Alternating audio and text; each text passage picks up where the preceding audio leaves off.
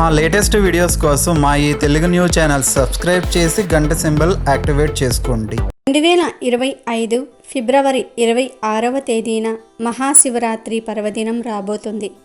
అయితే ఈ శివరాత్రి లోపు పక్షి చేసిన శివరాత్రి కథను వింటే చాలు మిమ్మల్ని అదృష్టం వరిస్తుంది. మీ దశ మారిపోతుంది. మీ ఇంటిలో ఉన్న పేదరికమంతా కూడా తొలగిపోతుంది. శివరాత్రికి సంబంధించిన ఈ పక్షి కథ శివపురాణంలోనిది. ఈ కథ ఎంతో పవిత్రమైనది. సాక్షాత్తు ఆ పరమేశ్వరుడే ఈ కథ విన్న వారికి సిరి సంపదలను ప్రసాదిస్తారు. శ్రద్ధగా ఈ కథ వినటం వల్ల మీ జీవితంలో ఉన్న దుఃఖాలు అన్నీ కూడా తొలగిపోతాయి. శివరాత్రిలోపు ఈ కథ విన్న వారిపై ఆ మహాశివుని అనుగ్రహం ఎల్లప్పుడూ ఉంటుంది. చాంద్రమానం హిందూ క్యాలెండర్ ప్రకారం ప్రతి నెల శివరాత్రి వస్తుంది. అయితే వీటిని మాస శివరాత్రులు అంటారు. కానీ సంవత్సరంలో ఒకేసారి మాఘమాసంలోని కృష్ణపక్షంలో చతుర్దశి నాడు మహాశివరాత్రి వస్తుంది. మహాశివరాత్రి పర్వదినం సాధారణంగా ఫిబ్రవరి నెలలో కానీ మార్చి నెలలో కానీ వస్తుంది. శీతాకాలం ముగింపు మరియు వసంతకాలము వేసవికాల ప్రారంభంలో శివరాత్రి వస్తుంది. మహాశివరాత్రి పర్వదినాన్ని శక్తి, ప్రేమ, ఏకత్వం యొక్క స్వరూపంగా భావిస్తారు.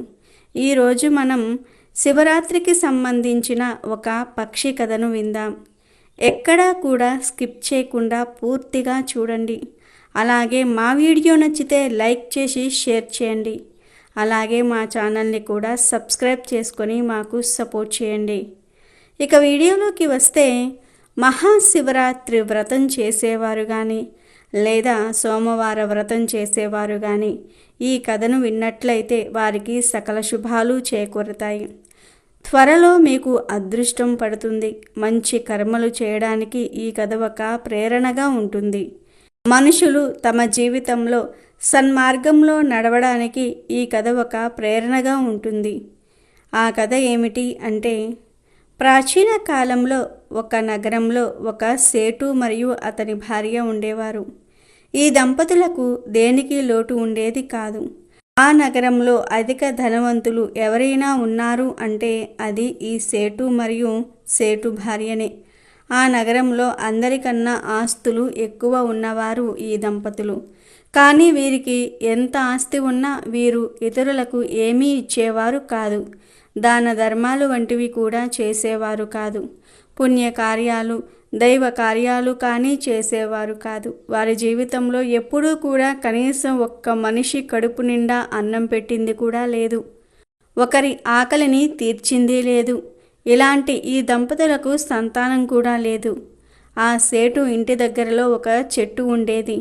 ఆ చెట్టుపై ఒక పక్షి కుటుంబం నివసిస్తూ ఉండేది. ఆ పక్షికి 2 చిన్న పిల్లలు ఉన్నాయి.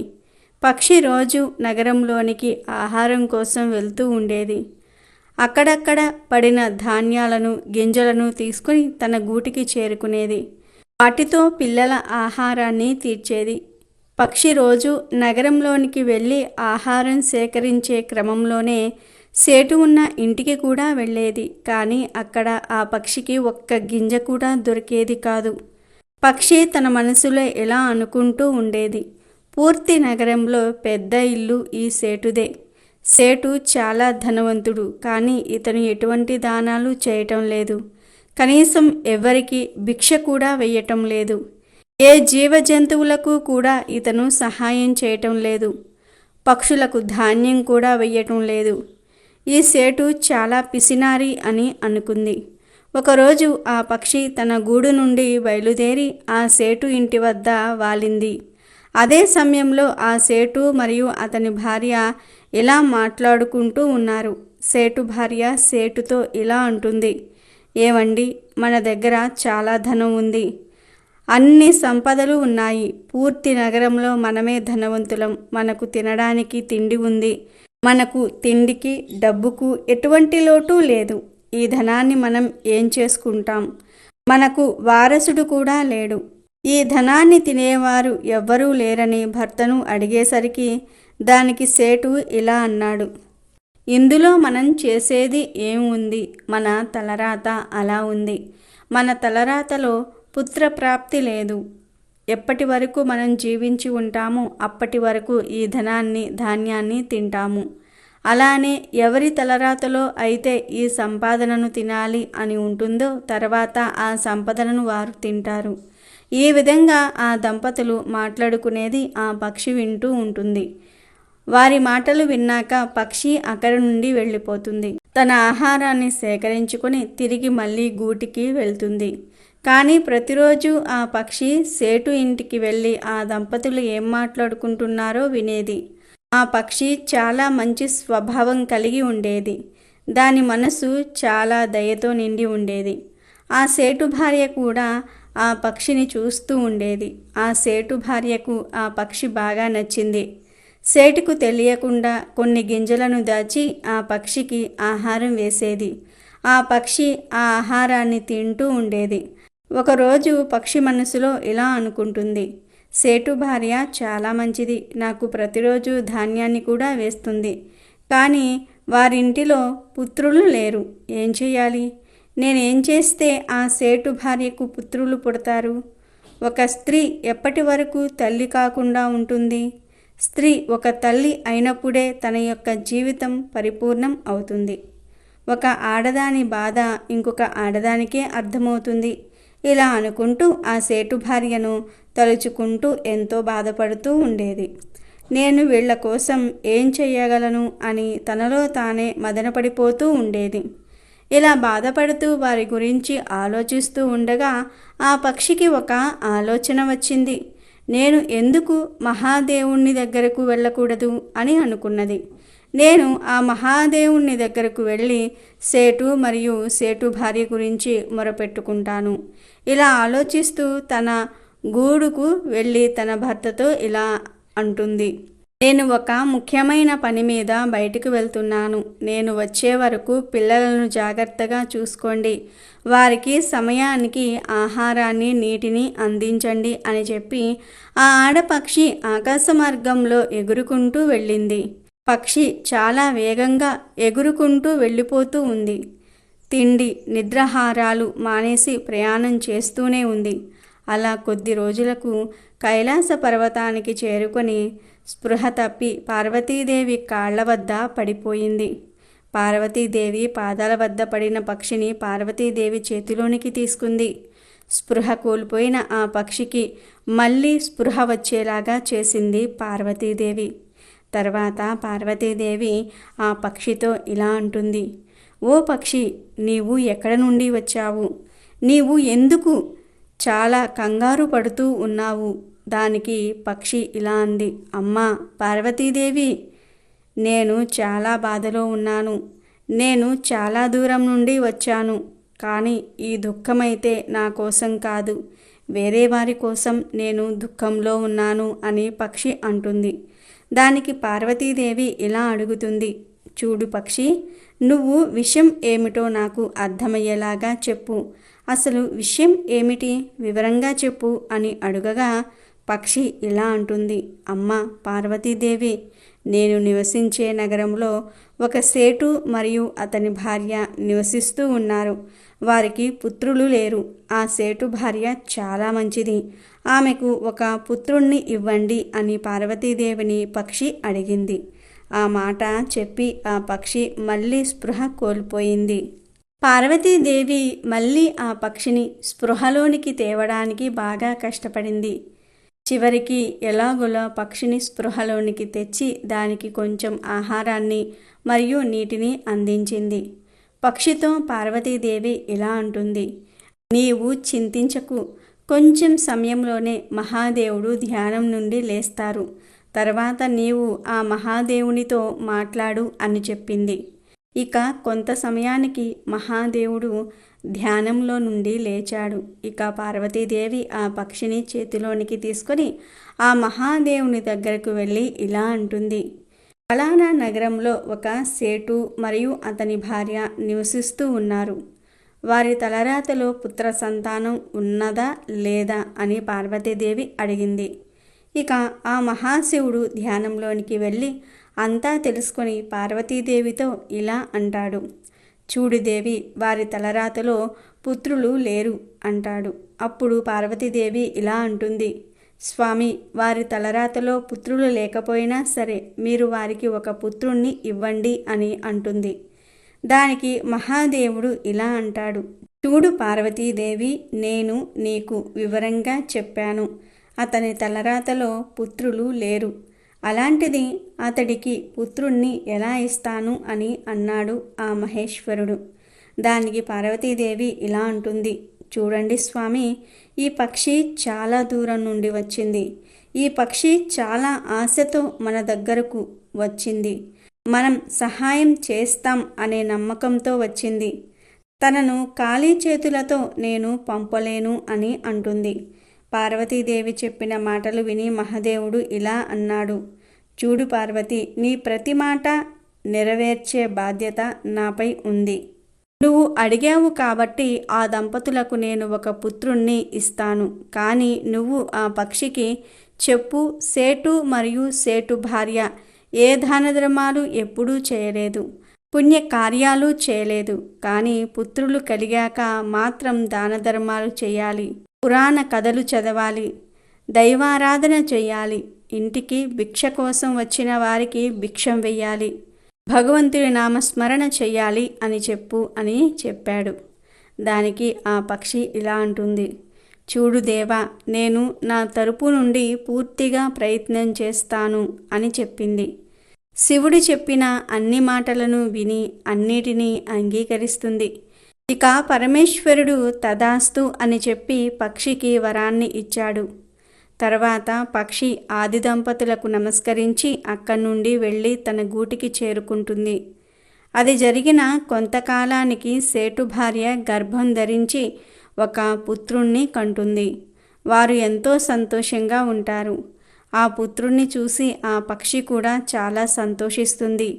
తాను పడిన కష్టానికి తగిన ప్రతిఫలం దక్కిందని ఆ పక్షి చాలా ఆనందిస్తుంది. ఆ పక్షి ఇలా అనుకుంటుంది, ఈ నగరంలోనే పెద్ద ధనవంతుడు ఆ సేటు. తన పుత్రుడికి మంచి మంచి ఆహార పదార్థాలు తినిపిస్తాడు. ఏదో ఒకటి జారి కిందకు పడుతుంది, అది మాకు ఆహారంగా దొరుకుతుంది అని ఆలోచిస్తూ ఆ పక్షి చాలా సంతోషంగా ఉంటుంది. ఇలా ఉండగా 4 శివరాత్రులు గడిచిపోతాయి. 5వ శివరాత్రి వచ్చేసరికి ఆ పక్షి ఎంతో బాధగా ఉంటుంది. సేటు కొడుక్కి 5వ సంవత్సరం రాబోతోంది. కానీ ఈ సేటు మరియు సేటు భార్య ఎలాంటి పుణ్యకార్యం కానీ దాన ధర్మాలు కానీ చేయటం లేదు. వీరు దాన ధర్మాలు చేయకపోతే పుత్రుడు అల్పాయుష్కుడు అయిపోతాడు. అదే ఆలోచిస్తూ ఆ పక్షి చాలా దుఃఖంగా ఉంటుంది. నేను సేటు మరియు సేటు భార్యకు ఎలా చెప్పాలి? వారికి నా భాష అర్థం కావటం లేదు. నేను ఏం చెయ్యాలని ఆలోచిస్తుంది. మళ్ళీ పార్వతీ పరమేశ్వర్ల దగ్గరకు వెళ్ళాలని అనుకుంటుంది. ఈసారి పక్షి పిల్లలు పెద్దవి అవుతాయి. వాటితో తల్లి పక్షి ఇలా అంటుంది, నేను కొద్ది రోజులు బయటకు వెళ్తాను, మీరు జాగ్రత్తగా ఉండండి అని చెప్పి ఆకాశంలో ఎగురుకుంటూ కైలాసం చేరుకుంటుంది. పార్వతీదేవి కాళ్లపై పడింది. పార్వతీదేవి పక్షిని చేతిలోనికి తీసుకుని ఇలా అంటుంది, చూడు పక్షి, నువ్వు ఏదైతే అడిగావో, ఎలా జరగాలి అని నువ్వు అనుకున్నావో అలాగే జరిగింది కదా, మళ్ళీ ఎందుకు ఇంత దూరం వచ్చావు అని అడిగింది. దానికి పక్షి ఇలా అంది, తల్లి, నేను సేటు మరియు సేటు భార్యను సన్మార్గంలోనికి తీసుకురావటంలో విఫలమయ్యాను. వారిని ధర్మ మార్గంలోనికి నేను పంపించలేకపోయాను. ఆ దంపతులు ఇదివరకు ఎలా ఉన్నారో పుత్రుడు జన్మించాక కూడా అలానే ఉన్నారు. ఏ దానధర్మాలు చేయటం లేదు అని పక్షి బాధపడుతూ చెప్పింది. దానికి పరమశివుడు ఇలా అన్నాడు, చూడు పక్షి, వాళ్ళు ఇలానే ఉంటే వారి పుత్రుడు అల్పాయుష్కుడు అవుతాడు అని చెప్పాడు. ఆ మాట విని ఆ పక్షి పార్వతీదేవి పాదాలపై పడి తలను కొట్టుకోవటం ప్రారంభించింది. అమ్మా పార్వతీదేవి, అలా జరగడానికి వీలు లేదు. వాళ్ళ పుత్రుడు దీర్ఘాయుష్మంతుడు అవ్వాలి. పక్షికి అర్థమైంది. ఏమైనా కావాలంటే పార్వతీదేవి పాదాలపై పడితే అమ్మవారి కోరికను పరమేశ్వరుడు ఖచ్చితంగా నెరవేరుస్తాడు అని అర్థమైపోయింది. అలా పక్షి పార్వతీదేవి పాదాలపై పడి తన తలను కొట్టుకోవటం మొదలుపెట్టింది. మళ్ళీ పార్వతీదేవి ఆ పక్షిని చేతిలోనికి తీసుకొని, పక్షి నువ్వు శాంతంగా ఉండు, నేను పరమేశ్వరుడితో మాట్లాడతాను అంటుంది. చూడు తల్లి, నేను నా సాయశక్తులా ప్రయత్నం చేశాను. నా భాష వారికి అర్థం కావటం లేదు. నా మాటలను వారు పట్టించుకోవటం లేదు. దానికి నేను ఏమి చెయ్యను తల్లి అని అంటుంది. మీరు మరియు మహాశివుడు అక్కడికి వెళ్ళి సేటు మరియు సేటు భార్యను సన్మార్గంలోనికి తీసుకురండి అని కోరింది. దానికి పార్వతీ పరమేశ్వర్లు ఇలా అన్నారు, సరే పక్షి, అలానే చేస్తాము. మేము చాలా తొందరలోనే సేటు మరియు సేటు భార్య ఇంటికి వస్తాము అని అనగానే పక్షి నమస్కరించి తిరిగి తన గూటికి వెళ్ళింది. ఇక పార్వతీ పరమేశ్వర్లు సాధు రూపాలలో సేటువారి ఇంటికి వెళ్ళి ఇలా అన్నారు, మీరు ఇప్పుడు మాకు భోజనం పెట్టకపోయినట్లయితే మీరు చాలా కష్టాలను అనుభవించవలసి వస్తుంది అని చెప్పాడు. అప్పుడు సేటు భార్య వారిద్దరికీ నమస్కరించి ఇలా అంటుంది, మీరు మాకు ఏ శాపాన్ని ఇవ్వకండి, మీకు తప్పకుండా భోజనం పెడతాము. ఆ విధంగా ఆ దంపతులిద్దరూ సాధురూపంలో వచ్చిన పార్వతీ పరమేశ్వర్లకు ఆహారం పెడతారు. ఆ ఇంటిలో ఉన్న బాబు అటూ ఇటూ తిరుగుతూ వీళ్లకు తీపి పదార్థాలను తీసుకొచ్చి ఇచ్చాడు. ఆ పిల్లవాడిని చూసి పార్వతీదేవి చాలా సంతోషించింది. భోజనం పూర్తయిన తర్వాత సాధురూపంలో ఉన్న పార్వతీ పరమేశ్వర్లు ఇంటి నుండి బయటకు వచ్చి ఆ దంపతులతో ఇలా అన్నారు, మీ ఇద్దరూ చాలా జాగ్రత్తగా వినండి.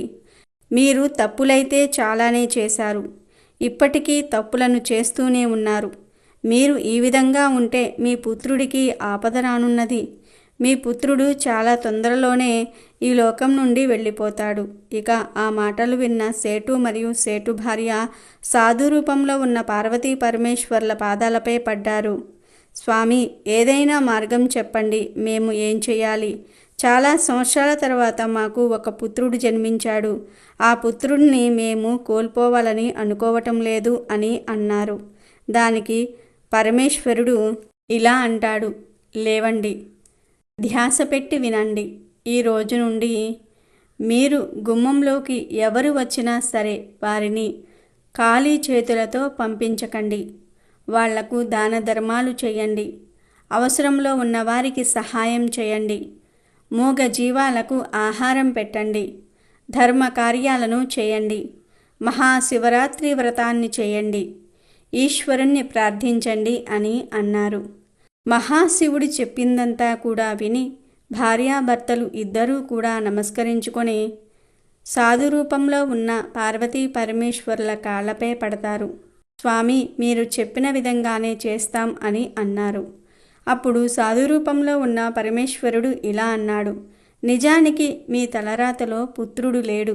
ఒక పక్షి యొక్క కష్టం వల్ల మీకు సంతానం కలిగింది. ఆ పక్షి ఎక్కడి నుండో కైలాస పర్వతం దగ్గరకు వచ్చింది.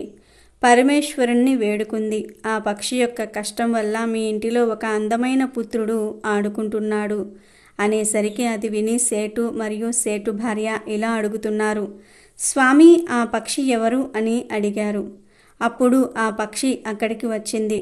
సాధురూపంలో ఉన్న పార్వతీ పరమేశ్వర్లకు నమస్కరిస్తుంది.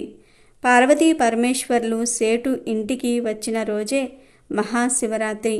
ఆ సేటు ఇంటిలో పార్వతీ పరమేశ్వర్లు నిజరూప దర్శనం చేశారు. సేటు మరియు సేటు భార్యకు దర్శనం ఇచ్చారు. ఆ పక్షి యొక్క శివరాత్రి సంపూర్ణం అయ్యింది. చాలా ఆనందంతో సంతోషంతో ఆ దంపతులు శివరాత్రి పండుగను జరుపుకుంటారు. మహాశివరాత్రి వ్రతాన్ని చేస్తారు. ఆ పక్షి కూడా శివరాత్రి వ్రతాన్ని చేస్తుంది. మహాశివుణ్ణి కూడా దర్శించుకుని వారు ఎంతో సంతోషించారు. ఎవరైతే మహాశివరాత్రి వ్రతాన్ని చేస్తారో వారికి ఆ మహాశివుని కృప ఎల్లప్పుడూ కూడా ఉంటుంది. అలాగే శివరాత్రి సందర్భంగా మహాశివరాత్రి రోజు తెలియక ఉపవాసం, జాగరణ చేస్తే ఎటువంటి ఫలితం వస్తుందో తెలిపే ఈ పవిత్ర కథను వింటే శివలోకం ప్రాప్తిస్తుంది. పూర్వం కౌపిల్య నగరంలో యజ్ఞదత్తుడు అనే ఒక మహాపండితుడు ఉండేవాడు. సదాచార పారాయణుడైన ఆ పండితునికి చాలా కాలానికి ఒక కొడుకు పుట్టాడు. లేక లేక పుట్టిన ఆ బాలుడికి తల్లిదండ్రులు గుణనిధి అని పేరు పెట్టి ఎంతో ప్రేమగా పెంచుకోసాగారు.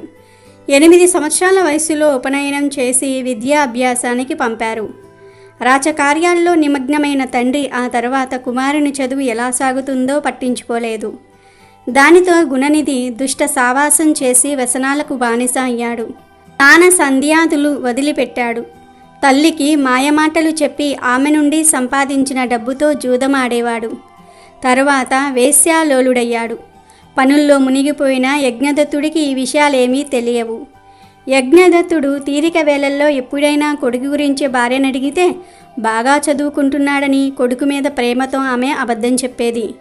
తండ్రి పట్టించుకోకపోవటం వలన, తల్లి గారాబం చేయటం వలన గుణనిధి పూర్తిగా చెడిపోయాడు.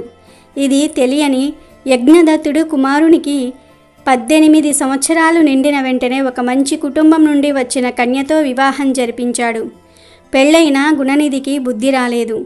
కానీ తల్లి ధనం ఇవ్వటం మానేసింది. దానితో గుణనిధి తన ఇంటిలో ధనాన్ని దొంగిలించటం, విలువైన పట్టు వస్త్రాలు, వెండి పాత్రలు, ఖరీదైన వస్తువులు ఎవరికీ తెలియకుండా తీసుకుని వెళ్ళి జూదంలో ఓడిపోయినప్పుడు జూద గృహంలో గెలిచిన వారికివ్వటం అలవాటు చేసుకున్నాడు. తల్లి ఎంత బోధించినా గుణనిధి ప్రవర్తన మార్చుకోలేదు. ఒకరోజు యజ్ఞదత్తుడు స్నానానికి వెళ్తూ తన చేతి రత్నాల ఉంగరం జాగ్రత్త చెయ్యమని భార్యకు ఇచ్చాడు. ఆమె దానిని పడక గదిలో పెట్టింది. భార్యాభర్తలు ఉంగరం సంగతి మర్చిపోయారు.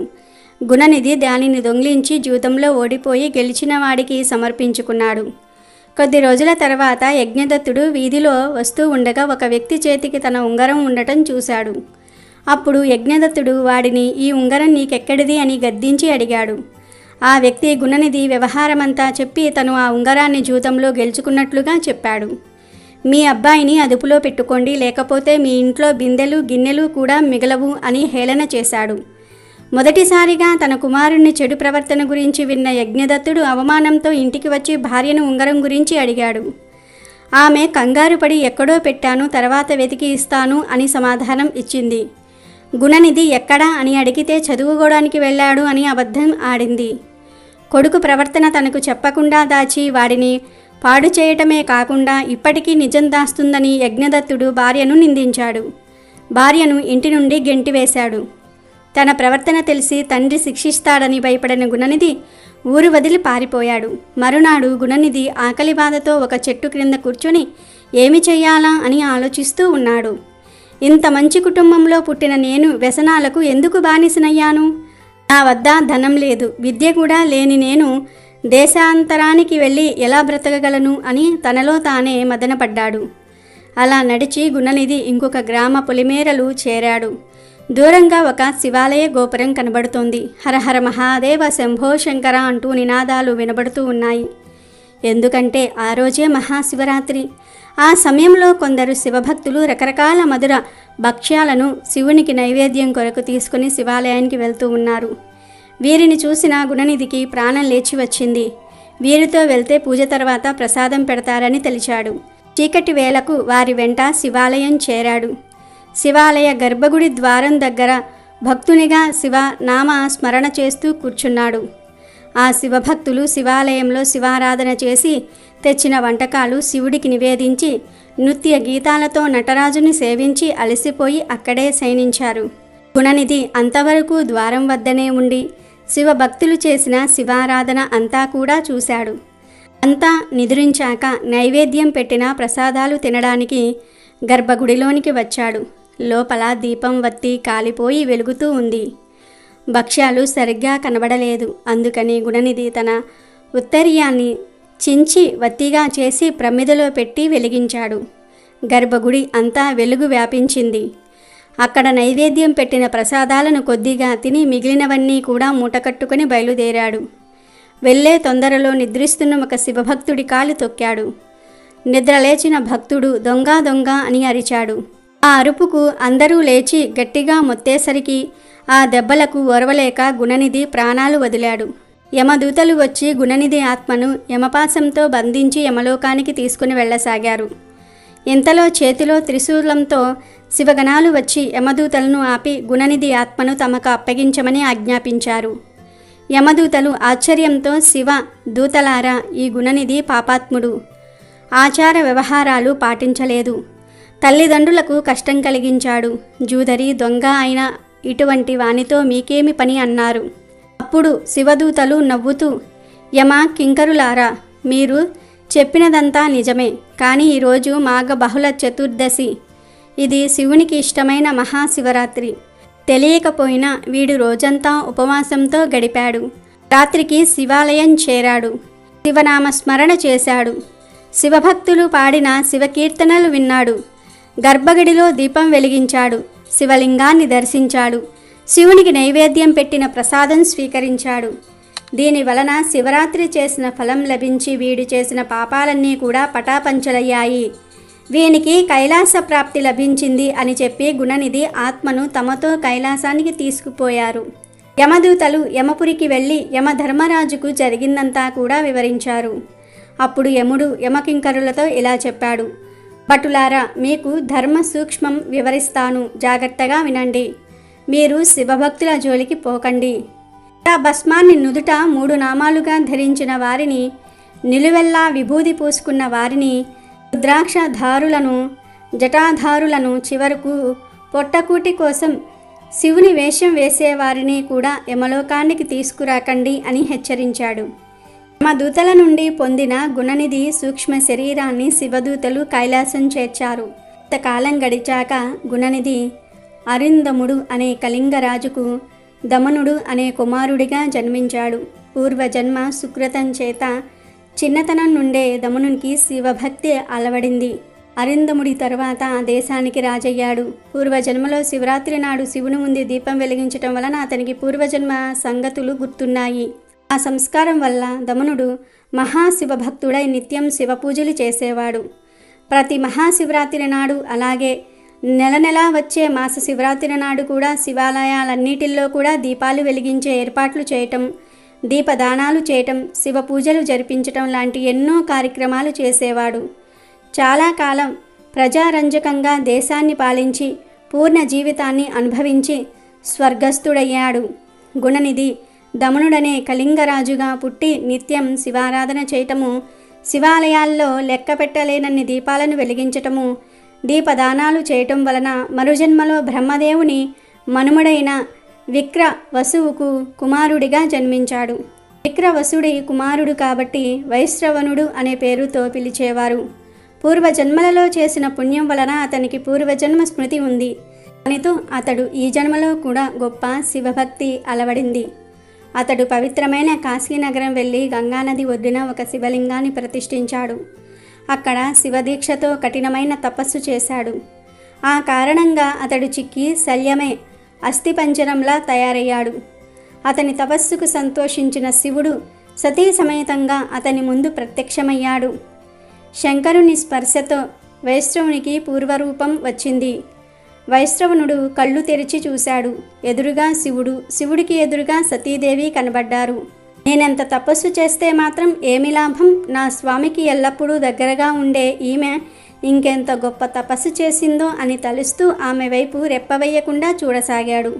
అలా పార్వతీదేవిని చూసి అసూయ పడటం వలన అతని కన్ను ఒకటి పగిలిపోయింది. వైశ్రవణుడి తీరు నచ్చని సతీదేవి స్వామికి ఏదో చెప్పబోయింది. ఇంతలో శంకరుడు నవ్వి దాక్షాయినితో, ఈ వైశ్రవణుడు నా భక్తుడు, మన పుత్రిని వంటివాడు, కేవలం నీ తపస్సు యొక్క గొప్పతనం తలుచుకొని అసూయపడుతున్నాడు, అంతే తప్ప వేరే కారణంతో కాదు అని ఆమెకు చెప్పాడు. తరువాత శివుడు వైష్ణవునితో, కుమారా, నీ తపస్సుకు ఆనందించాను, నిన్ను నవ నిధులకు అధిపతిగా నియమిస్తున్నాను, నువ్వు యక్ష కిన్నెర కింపురుషులకు నాయకుడవుతావు, అలకాపురి నీ రాజధాని అవుతుంది, నీతో నేనెప్పుడూ స్నేహభావంతో ఉంటాను, నేను కూడా నీ రాజధానికి దగ్గరలో నివసిస్తాను, ఈ సతీదేవి నీకు తల్లి వంటిది, ఆమె ఆశీస్సులు కూడా తీసుకో అని చెప్పాడు. అప్పుడు వైశ్రవణుడు పార్వతీదేవికి సాష్టాంగ ప్రణామం చేశాడు. పార్వతీదేవి సంతోషించి, నాయన, నీ శివభక్తి నిర్మలమైన దినదినాభివృద్ధి పొందుగాక, అసూయతో నన్ను చూసిన నీ మిగిలిన కన్ను ఎరుపు రంగుతో అందరినీ ఆకర్షిస్తుంది, నా యందు అసూయ పొందిన కారణంగా నీవు కుబేర నామంతో పిలువబడతావు అని ఆశీర్వదించింది. తన భక్తుడికి ఇచ్చిన వరం ప్రకారం అలకాపురి సమీపంలో కైలాస శిఖరంపై తమ నివాసం ఏర్పరచుకుని శివపార్వతులు రుద్రగణాలతో సహా తరలివచ్చారు. కాబట్టి గుణనిధి ఎంత చెడ్డవాడైనా సరే మహాశివరాత్రి రోజు తెలియక చేసిన ఉపవాస జాగరణల వలన ఈశ్వర అనుగ్రహం పొంది కుబేరుడిగా మారాడు. కాబట్టి పాపాత్ములను కూడా కుబేరునిగా మార్చే మహిమ శివరాత్రికి ఉందని ఈ కథ ద్వారా గ్రహించాలి. పూర్వం శబరీ నది తీరమందున్న అరణ్యములో కులీనుడు అనే ఒక బోయవాడు తన భార్యా బిడ్డలతో నివసించేవాడు. అతను వేట తప్ప మరొక ఆలోచన లేని కడుమూర్ఖుడు. వేటకు పోవుట, జంతువులను చంపి వాటిని కాల్చి తాను తిని తన భార్యా బిడ్డలకు తినిపించుట తప్ప అతనికి మరేదియూ తెలియదు. అతడు జంతువులను వేటాడటంలో నేర్పు గలవాడు. క్రూర మృగములు సైతం ఆ బోయవాణిని చూసి భయపడి పారిపోయేవి. అందుచేత అతడు అడవిలో నిర్భయముగా తిరిగేవాడు. ప్రతి దినము వలె ఒకనాడు వేటకు వెళ్ళగా ఆనాడు జంతువులేమీ కంటపడలేదు. సాయంకాలమవుతుంది. కులీనుడికి వట్టి చేతులతో ఇంటికి వెళ్ళుటకు మనసు అంగీకరించినందున చీకటి పడిన తర్వాత అక్కడ ఉన్న మారేడు చెట్టు పైకెక్కి జంతువుల కొరకు ఎదురు చూడసాగాడు. తెల్లవారుతున్న కొలది చలి ఎక్కువై మంచు కురుస్తున్నందున కులీనుడు చెట్టు కొమ్మలను దగ్గరకు లాగి వాటితో తన శరీరాన్ని కప్పుకోసాగాడు. ఆ కొమ్మలకు ఉన్న ఎండుటాకులు రాలి చెట్టు కింద ఉన్న శివలింగము మీద పడినవి. ఆ రోజు మహాశివరాత్రి. అందులో బోయవాడు పగలంతా తిండి తినక రాత్రంతా జాగరణతో ఉన్నాడు. తనకు తెలియకపోయినను మారేడు వ్రతములు శివలింగముపై పడినవి. ఇంకేమున్నది, శివరాత్రి మహిమ బోయవాడికి సంప్రాప్తించెను. మాఘమాసంలో కృష్ణపక్ష చతుర్దశి రాత్రి అందయు జాగరణ, పైగా శివలింగముపై బిల్వ పత్రములు ఉండుట, తిండి లేక ఉపవాసముండుట ఇవన్నీ ఆ బోయవానికి మేలు చేసినవి. మరణములకు హెచ్చు తగ్గులు గాని శిశు వృద్ధ భేదములు గాని లేవు. పూర్వజన్మలో చేసుకున్న పాపపుణ్యములను బట్టి మనుజుడు తన జీవితమును గడపవలసినదే. మరికొన్ని సంవత్సరములకు ఆ బోయవాడికి వృద్ధాప్యము కలిగి మరణమాసన్నమై ప్రాణములు విడిచెను. వెంటనే యమభటులు వచ్చి వాని ప్రాణములు తీసుకొని పోవుచూ ఉండగా కైలాసము నుండి దేవదూతలు వచ్చి యమదూతల చేతిలోనున్న బోయవాని జీవాత్మను తీసుకొని శివుని దగ్గరకు పోయిరి. యమభటులు చేయునది లేక యముడి దగ్గరికి వెళ్ళి యమునితో జరిగింది చెప్పిరి. అప్పుడు యముడు కొంత తడవు ఆలోచించి కాసేపటి తర్వాత శివుని వద్దకు వెళ్ళెను. శివుడు, పార్వతి, గణపతి, కుమారస్వామి, తుంబుర, నారదాది గణములతో కొలువు తీరియున్న సమయంలో యముడు వచ్చి శివుడికి నమస్కరించెను. అప్పుడు ఉమాపతి యముడిని దీవించి ఉచిత ఆసనమిచ్చి కుశల ప్రశ్నలడిగి వచ్చిన కారణమేమని ప్రశ్నించెను. అంతట యముడు, మహేష, చాలా దినములకు మీ దర్శన భాగ్యము కలిగినందులకు మిక్కిలి ఆనందించుచున్నాను. మీ దర్శన కారణమేమనగా ఇంతకు ముందు మీ దూతలు తీసుకువచ్చిన బోయవాడు మహాపాపి, క్రూరుడు. దయా దాక్షణ్యాలు లేక అనేక జీవహింసలు చేసి ఉన్నాడు. ఒక దినమున అనగా మహాశివరాత్రి నాడు తాను యాదృచ్ఛికముగా జంతువులు దొరకనందున తిండి తినలేదు. జంతువులను వేటాడుటకు ఆ రాత్రి అంతయు మెలకువగా ఉన్నవాడే గాని చిత్తశుద్ధితో తాను శివలింగమును పూజించలేదు. కనుక అతనిని కైలాసమును తీసుకున్నట్లు భావ్యమా? అంత మాత్రమున అతనికి కైలాసము దొరుకునా అని యముడు విన్నవించుచున్నాడు. అప్పుడు శివుడు, యమధర్మరాజా, నాకు ప్రీతికరమైన మహాశివరాత్రి పర్వదినమందు బిల్వ పత్రములు నాపై వేసి తిండి తినక జాగరణతో ఉన్న ఈ బోయవాడు కూడా పాప ముక్తుడు కాగలడు. ఎవరికైనా ఆ వ్రతఫలం దక్కవలసినవే గనుక ఈ బోయవాడు పాపాత్ముడైనను ఆనాటి శివరాత్రి మహిమ వలన సాయుధ్యము ప్రాప్తమైనది అని పరమేశ్వరుడు వివరించెను. కాబట్టి తెలియక శివరాత్రి వ్రతం చేసిన కైలాసము దొరుకుతుంది అనే విషయాన్ని ఈ పురాణ కథ ద్వారా తెలుసుకోవచ్చు. అలాగే శివరాత్రి రోజు శివుడు పార్వతీదేవికి చెప్పిన ఈ శివరాత్రి మహత్యం తెలిపే కథను వింటే జీవితంలో కష్టాలనేవి మీ దరి చేరవు, గొప్ప స్థాయికి వస్తారు. ఒకనాడు కైలాస పర్వత శిఖరముపై పార్వతీ పరమేశ్వర్లు సుఖాసీనులై ఉండగా పార్వతి శివునితో అన్ని వ్రతములలోనూ ఉత్తమమగు వ్రతమును, భక్తి ముక్తి ప్రదాయకమైన దానిని తెలుపుమని కోరుకున్నది. అప్పుడు శివుడు శివరాత్రి వ్రతమును, దాని విశేషాలను తెలియజేశాడు. దీనిని మాఘ బహుళ చతుర్దశి నాడు ఆచరించాలని తెలిసి గాని తెలియక గాని ఒక్కమారు చేసినను యముని నుండి తప్పించుకొని ముక్తి పొందుతారని దాని వృత్తాంతసారము ఈ కథ రూపంలో వివరించెను. ఒకప్పుడు ఒక పర్వత ప్రాంతమున హింసా వృత్తి కల బోయేవాడు ఒకడు ఉండేవాడు.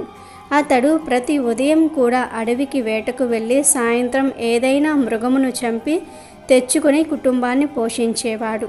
కానీ ఒకనాటి ఉదయమున బయలుదేరి వెళ్ళి అడవంతా కూడా తిరిగిన ఒక్క మృగము కూడా దొరకలేదు. ఆ రోజు చీకటి పడుతూ ఉన్న ఉత్త చేతులతో ఇంటికి వెళ్ళడానికి మనస్కరించక వెనుతిరిగెను.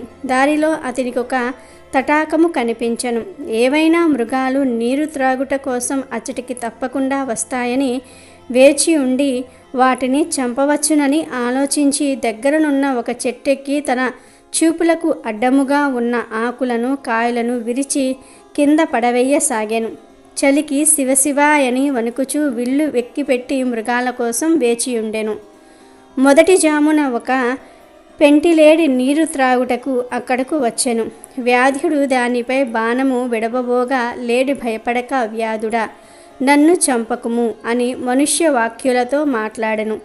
వ్యాధుడు ఆశ్చర్యపడి, మనుషుల వలె మాట్లాడుతూ ఉన్నావు, నీ సంగతి తెలుపుమని కోరుకున్నెను. దానికి జింక, నేను పూర్వజన్మమున రంభయను అప్సరసను, హిరణ్యాక్షుడను రాక్షసరాజును ప్రేమించి శివుణ్ణి పూజించట మరిచితిని.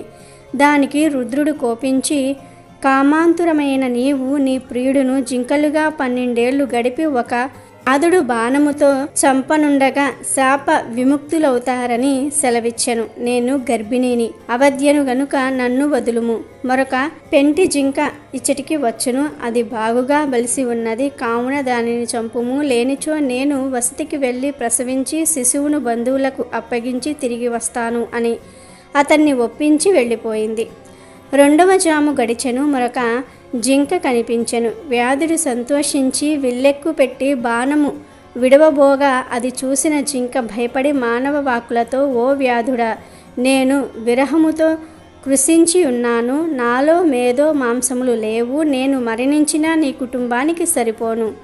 ఇక్కడికి అత్యంత స్థూలమైన మగజింక ఒకటి వస్తుంది, దానిని చంపుము, కానిచో నేనే తిరిగి వస్తాను అనెను. ఆ వేటగాడు దానిని కూడా విడిచిపెట్టెను. 3వ జాము వచ్చెను. వ్యాధుడు ఆకలితో జింక కోసం చూస్తూ ఉన్నాడు. అంతలో ఒక మగజింక అక్కడికి వచ్చెను. వింటితో బాణము విడవబోగా ఆ మృగము వేటగాడిని చూసి, మొదటి 2 పెంటి జింకలు తన ప్రియురాల్ని తానే చంపెనా అని ప్రశ్నించెను. అందుకు వ్యాధుడు ఆశ్చర్యపడి, 2 పెంటి జింకలు మరలి వచ్చుటకు ప్రతిజ్ఞ చేసి వెళ్ళినవి నిన్ను నాకు ఆహారముగా పంపుతాయని చెప్పాయని అన్నాడు. ఆ మాట విని, నేను ఉదయాన్నే మీ ఇంటికి వచ్చెదను, నా భార్య ఋతుమతి, ఆమెతో గడిపి బంధుమిత్రుల అనుజ్ఞ పొంది మరలా వస్తాను అని ప్రమాణములు చేసి వెళ్ళెను. ఇట్లు 4 జాములు గడిచి సూర్యోదయ సమయంలో వ్యాధుడు జింకల కొరకు ఎదురు చూస్తూ ఉండెను. కొంతసేపటికి ఆ 4 జింకలను వచ్చి, నన్ను మొదట చంపుము, నన్నే మొదట చంపుమని అనుచు వ్యాధుని ఎదుట మోకరిల్లెను. అతడు మృగముల సత్యనిష్టకు ఆశ్చర్యపడెను. వానిని చంపుటకు అతని మనస్సు ఒప్పుకోలేదు. తన హింసా వృత్తిపై జుగుప్స కలిగెను. ఓ మృగములారా, మీ నివాసములకు వెళ్ళుము, నాకు మాంసము అక్కరలేదు. మృగములను బెదిరించుట, బంధించుట, చంపుట పాపము. కుటుంబము కొరకు ఇక నేనెప్పుడూ కూడా పాపము చెయ్యను. ధర్మముకు దయ మూలము, దమయము సత్యఫలము. నీవు నాకు గురువు, ఉపదేష్టవు. కుటుంబ సమేతముగా నువ్వు వెళ్ళుము. నేనిక సత్యధర్మమును ఆశ్రయించి అస్త్రములను వదిలి పెట్టుదును అని చెప్పి ధనుర్బాణములను పారవేసి మృగములకు నమస్కారం చేసుకొని ప్రదక్షిణమాచరించి నమస్కరించెను. అంతలో ఆకాశమున దేవ దుంతుబటులు మ్రోగెను. పుష్పక సృష్టి కురిసెను. దేవదూతలు మనోహారమగు విమానమును తెచ్చి ఇట్లనిరి, ఓ మహానుభావ, శివరాత్రి ప్రభావమున నీ పాతకము క్షీణించినది. ఉపవాసము జాగరణము జరిపితివి. తెలియకయే యమమునను పూజించితివి. నీవెక్కినది బిల్వ వృక్షము, దాని క్రింద స్వయంభూ లింగమొకటి గుబురులో మరుగుపడి ఉన్నది. నీవు తెలియకయే బిల్వపత్రములు తుంచివేసి శివలింగాన్ని పూజించితివి. సశరీరముగా స్వర్గమునకు వెళ్ళుము. మృగరాజా, నీవు సకుటుంబముగా నక్షత్ర పదము పొందుము అన్నారు. ఈ కథ వినిపించిన పిదప పరమేశ్వరుడు పార్వతితో ఇట్లనెను: దేవి, ఆ మృగ కుటుంబమే ఆకాశమున కనిపించు మృగశిర నక్షత్రము.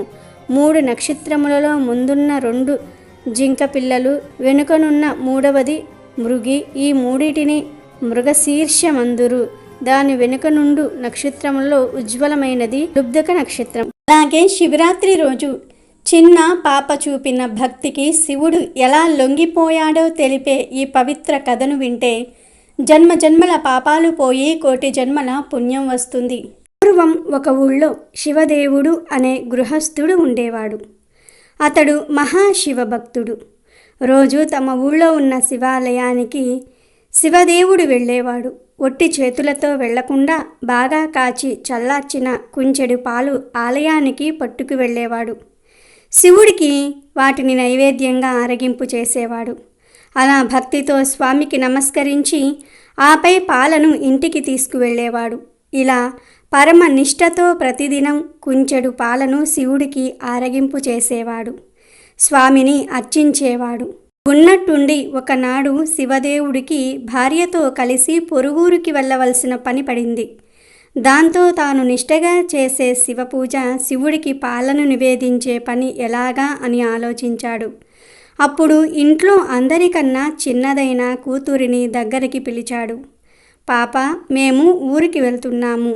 ఊరు నుండి తిరిగి వచ్చేదాకా ఇంటి దగ్గరనే జాగ్రత్తగా ఉండు. ఇంకో ముఖ్యమైన పని ఉంది. అది ఏమిటి అంటే, మనం రోజు శివాలయంలో శివునికి పాలను ఆరగింపు చేసేవాళ్ళం కదా, ఆ పని కూడా నువ్వు చేయాలి. జాగ్రత్తగా కాచి చల్లార్చిన మంచి గోవు పాలను కుంచెడు కొలిచి పాత్రలో పోసుకొని గుడికి వెళ్ళాలి. అక్కడ స్వామికి ఆ పాలను అర్పించాలి. వెళ్తావు కదూ? ఇది మన నియమం తల్లి, వ్యర్థం కానివ్వకు. పాటలని అటు ఇటు పరిగెత్తకుండా, సామాసగెత్తలతో ఊరంతా తిరగకుండా ఇంటి పట్టునే ఉండి చెప్పిన పని చెయ్యమ్మా. మర్చిపోవు కదూ, మా బంగారం కదూ అని గడ్డం పట్టుకొని బతిమిలాడి మరీ చెప్పాడు. అలా గుడికి వెళ్ళే పని పాపకు అప్పగించాడు శివదేవుడు. పాప సరేనంది. దాంతో శివదేవుడు భార్యతో కలిసి పొరుగురు వెళ్ళాడు. మరుసటి రోజు పాప చాలా ఉత్సాహంగా ఉల్లాసంగా స్నానాదులు ముగించుకొని మంచి గోవు పాలను మరగగాచి చల్లార్చి సరిగ్గా కుంచెడు పాలు కొలుచుకుని గిన్నెలో పోసుకుని గిన్నె చేతపట్టుకుని తను కట్టుకున్న పలుచని కొంగును పాల మీద కప్పి సరాసరి గుడికి చేరింది. గర్భాలయంలో కొలువై ఉన్న శివలింగమూర్తి ఎదుట పాలగిన్నెను ఉంచి 2 చేతులెత్తి స్వామికి మొక్కింది. పాలవైపు చేతులు చూపిస్తూ, శివయ్య, ఇవిగో పాలు నీకోసమే తెచ్చాను, ఆరగించవయ్యా అని శివుడికేసి చూసి చెప్పింది. ఎదురుగా నిలబడితే ఎలా తాగుతాడు అని కాస్త పక్కకు జరిగి చాటుకు నిలబడింది. కాసేపు అయ్యాక వచ్చి ఆ గిన్నెలో చూసింది. గిన్నెలో ఉన్న పాలవైపు విచిత్రంగా చూసింది. శివయ్య, పాలు తాగలేదా? నీకోసమే తెచ్చాను, తాగడానికి ఏమిటి ఇబ్బంది? పాలు అలాగే ఉన్నాయి, తాగవా? తాగు తాగు అంటూ శివుడికేసి చూసి పురామయించింది. అయినా శివుడు పాలు తాగలేదు. చిన్నపిల్ల కదా, ఆ పాపకు చింత మొదలయ్యింది. అమ్మా నాన్నలు చెప్పి వెళ్ళారు, వాళ్ళు చెప్పినట్లు నేను చేశాను. ఎక్కడ ఏం లోపం జరిగిందో. శివుడేమో ఈరోజు పాలు త్రాగటం లేదు అని పాపకు భయం పట్టుకుంది. శివుడు పాలు త్రాక్కపోతే అమ్మా నాన్నలతో దెబ్బలు తినాల్సి వస్తుంది కదా అని శివుడి వైపు దీనంగా చూస్తూ, పాలెందుకు తాగలేదు, తాగయ్యా, లింగమూర్తి అని ప్రాధేయపడింది. పాలు సరిగ్గా కాచలేదా? రుచిగా లేవా? సద్దిపాలు అనుకుంటున్నావా? పొద్దెక్కిందనా? లేక పొగవాసన వస్తుందా? నీళ్లు కలిపాననా? ఆవు పాలు కాదనా? పోనీ ఆకలిగా లేదా? చిన్నపిల్ల తెస్తే నేను తాగాలా అని కోపంగా ఉందా? ఎందుకు తాగవయ్యా అంటూ నిలదీయటం మొదలెట్టింది. పరమశివ, పసిపాపను చేసి ఏమిటి ఈ సతాయింపు? ఆకలిగా లేదా? పోనీ అదైనా నోరు తెరిచి చెప్పాలి కదా. పోతే పోనీ, ఒక్క గుటకన్నా తాగితే నేను తృప్తి చెందుతాను కదా అంటూ పాప పరమశివుణ్ణి బ్రతిమలాడుతోంది. నువ్వు పాలు త్రాగలేదంటే మా అమ్మా నాన్నలు నన్ను కొడతారు, అలా కొట్టిస్తావా? నా మీద ప్రేమతోనైనా త్రాగవా?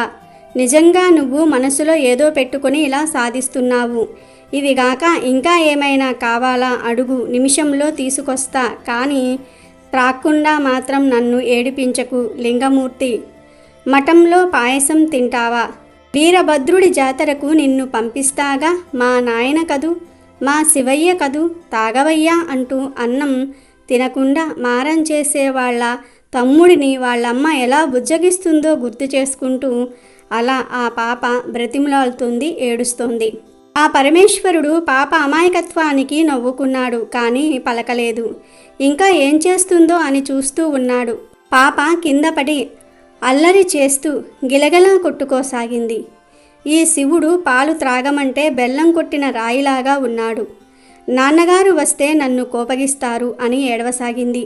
స్వామి వైపు చూస్తూ, మా వాళ్ళు నన్ను చంపేస్తారు, నువ్వు ఈ పాలు తాగలేదంటే, నేనేదో పొరపాటు చేశానని మా వాళ్ళు నన్ను కొడతారు.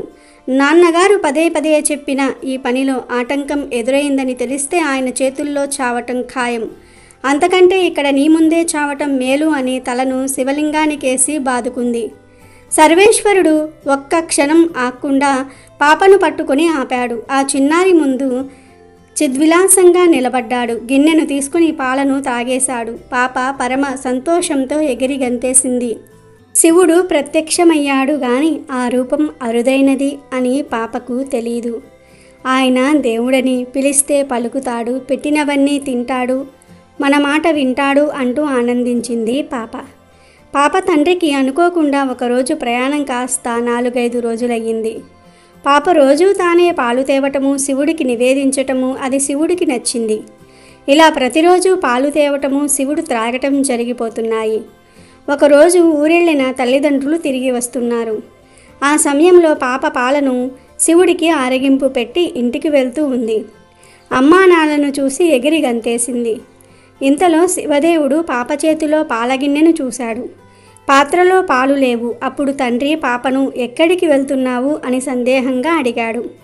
పాప గుడిలో శివుడు పాలు త్రాగిన వ్యవహారం అంతా చెప్పింది. శివదేవుడు పాప మాటలు నమ్మలేదు. శివుడు పాలు త్రాగటమేంది? నువ్వు ఏదో అబద్ధం చెప్తున్నావు. శివుడి పేరు చెప్పి నువ్వే త్రాగేశావా? లేదా నిజం చెప్పు. శివుడికి నేను చేసే వ్రతాన్ని నేలపాలు చేశావు కదూ అంటూ ఆగ్రహంతో కూతురును అనరాని మాటలన్నాడు. పాప ఎంత చెప్పినా పాప మాటలు నమ్మని శివదేవుడు మరునాడు పాప వెంట పరమేశ్వరుని మందిరానికి వెళ్ళారు. రోజుటిలాగే పాప పాలను శివుని ముందు ఉంచింది. లింగమూర్తి ఆరగించవయ్యా అని పిలిచింది. స్వామి పలకలేదు. అప్పుడు శివదేవుడికి పట్టరాని కోపం వచ్చింది. ఓసి, రోజు పాలు త్రాగే శివుడు ఇవాళ త్రాగలేదే? చూడను కూడా లేదు. కన్న తండ్రినే అబద్ధపు మాటలతో మోసం చేస్తావా? ఎన్ని కథలు చెప్పి మోసం చేశావే పాపిష్టిదానా! ఎంతో శివద్రోహం చేశావే. శివుడికి తెచ్చిన పాలను నీ పొట్టలో పోసుకున్నావా? ఉండు, నీ పని చెప్తా. ఎంత నాటకం ఆడావే, నిన్ను ఊరికే వదిలిపెట్టను, నీ పొట్ట చీలుస్తా అంటూ ఆక్రోశంతో పాప మీదకు ఉరికాడు ఆ తండ్రి. పాప భయంతో వణికిపోయింది. ఎటు వెళ్ళాలో తెలియక గట్టిగా ఏడుస్తూ హలింగా హలింగా హలింగా అంటూ లింగ స్వరూపాన్ని గట్టిగా పట్టుకుంది. ఇదిగో నేనున్నాను, భయపడకు అంటూ అత్యంత దయతో మహాలింగమూర్తి పాప మీద వాత్సల్యంతో తన వక్షస్థలాన్ని తెరిచాడు. పాప అందులోనికి చొరబడింది. తండ్రి వెంటపడుతూ పాప వెంట్రుకలను చిక్కించుకున్నాడు. ఎక్కడికి పోతావే అంటూ యువతలకు లాగబోయాడు. అప్పటికే పాప శివుడిలో ఐక్యమైపోయింది. వెంటనే ఆ దివ్యలింగం ఆ పాప మాయమైపోయింది. ఏమిటి ఈ లీల అంటూ అక్కడ ఉన్న తండ్రి కిన్నుడైపోయాడు. అప్పుడు శివదేవయ్య, రోజూ నేనే పాలు తాగాను. నీ కూతురు నా పరమ భక్తురాలు.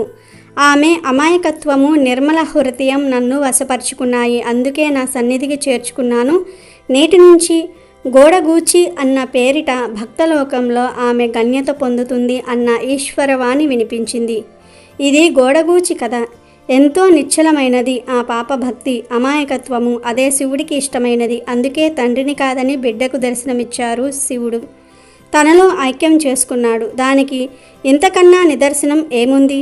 ఇక ఆ పాప గోడగూచి అనే పేరుతో స్తుతించబడింది. కనుక శివరాత్రిలోపు ఈ పవిత్ర కథలు వింటే చాలు శివలోక ప్రాప్తి కలుగుతుంది. పాపాలన్నీ కూడా పోతాయి. కోటి జన్మల పుణ్యం వస్తుంది. మీ దశ మారిపోతుంది. ఎంతో పుణ్యం చేసుకున్న వారే ఈ కథలను వినగలుగుతారు. వీడియో నచ్చితే లైక్ చేయండి, షేర్ చేయండి, బట్ సబ్స్క్రైబ్ చేసుకోవడం మర్చిపోవద్దు.